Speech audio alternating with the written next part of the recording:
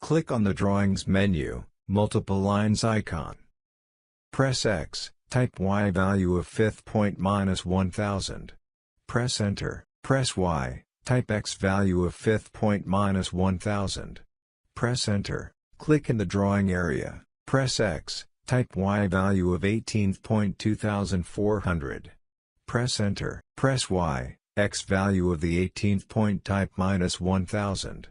Press Enter, click in the drawing area, press X, type Y value of the 17th point 2400.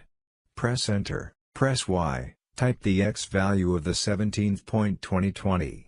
Press Enter, click in the drawing area, press the X key, type the Y value of the 23rd point -1000. Press Enter, press Y, type the X value of the 23rd point 2020. Press Enter, click in the drawing area. Finally, when you create the fifth point again, your lot lines will be determined. Exit the Multiple Lines command by pressing the Escape key on the keyboard.